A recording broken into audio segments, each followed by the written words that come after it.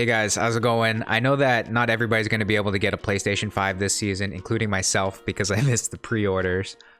But I kind of wanted to give you guys a top 10 PlayStation 4 exclusives slash kind of like shopping list. I will be putting the price of each of these games on their videos, as well as giving my opinion what I think the best PlayStation 4 exclusives are. So if you happen to miss any of these games, I highly recommend going back and checking one of these out. You're not going to be disappointed, and this will give you something to do until you finally get your hands on a PlayStation 5. So I'm going to do a little short honorable mentions list. I didn't really get to play these games too much, at least not enough to give them fair evaluation.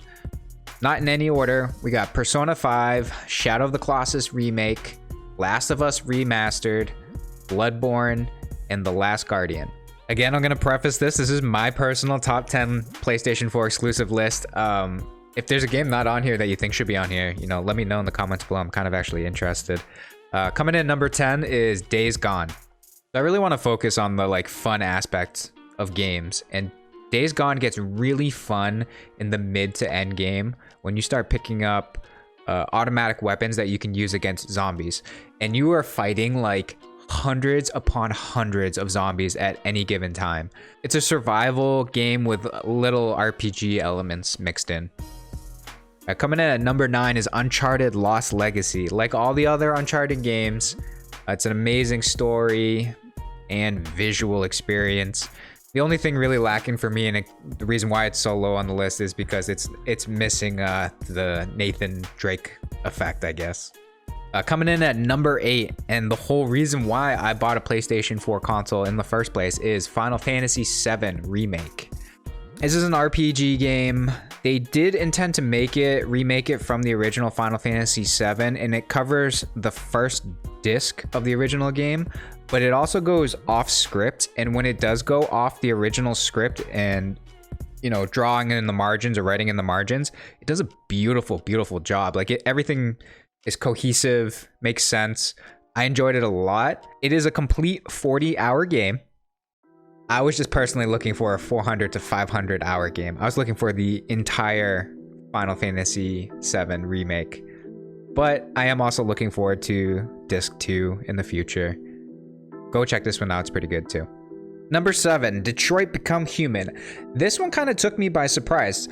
I never played a game like this where it's all dialogue and choice driven, but what was really cool about this game was that you can choose between 2 different paths early in the game, and it takes you on a completely different story in the end game. And the tree is so massive. I remember looking at the tree in PlayStation 4, I was like, holy smokes, this is amazing. I had a ton of fun with this one.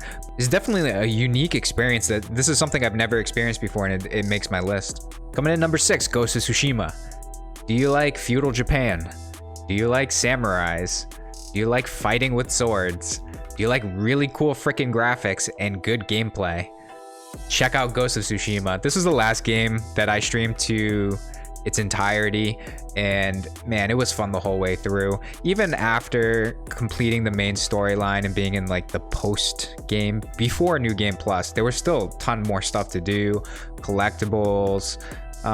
It's beautiful, elegant, awesome game. All right, so now we're getting into the meat and potatoes of it, the top 5.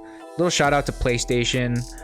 During the beginning of COVID, they gave us the Nathan Drake pack, which was Uncharted 1, 2, and 3 or something like that.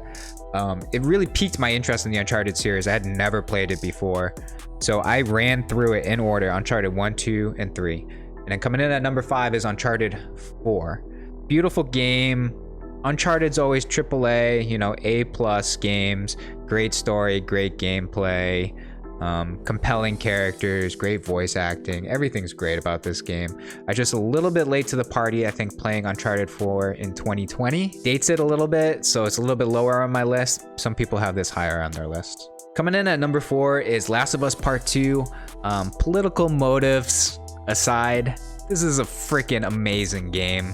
The gameplay is great, the characters are great. I really feel for the characters. It makes me, a person who lacks emotional response, elicit tears, and it makes you really care and give a shit about the characters. And the stakes are really high in this game. This is an awesome sequel, in my opinion, to the first Last of Us. You definitely gotta check this out if you're a fan of the series. All right, now is the top 3. Number 3, Marvel's Spider-Man. I am a big Spider-Man fan, and if you ever wanted to pretend to be Spider-Man, you know, swinging through New York City, beating up on bad guys, play this game. Oh my God. I think the motion in this game, they got it perfect. The ability to swing and attach to buildings and swing over buildings and run up sides of buildings and jump in down on bad guys and everything. Man, this game puts a huge freaking smile on my face whenever I play this. And they got the speed right, the combat right. Everything's awesome about this. Coming in at number 2 is Horizon Zero Dawn. I think this is the first game that I ever bought on the PlayStation 4. But this is a great action game. It's got great story, great voice acting, great graphics. The gameplay is freaking awesome. You're in this like apocalyptic sci-fi future where you shoot a bow and arrow to destroy these animals that are machines based off of artificial intelligence. I know it sounds insane. Check this one out. You will not be disappointed. And last but not least, God of War. Let me preface this by saying, if you do not own a PlayStation 4 and you are looking to get a PlayStation 5 and you can't get it, purchase a PlayStation 4 for this game. That's how good this game is. It is very rare for me to recommend to you to purchase an entire console to play a single game. But God of War is that good. God of War, in my opinion, is one of the best games that I've ever played in my life, and I've played a lot of freaking games.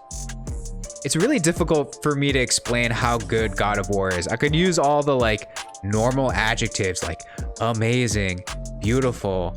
I could explain the gameplay, the voice acting, the graphics, everything. But it's really like beyond words for me. I could just throw out all the words. It almost makes me speechless how awesome this freaking game is.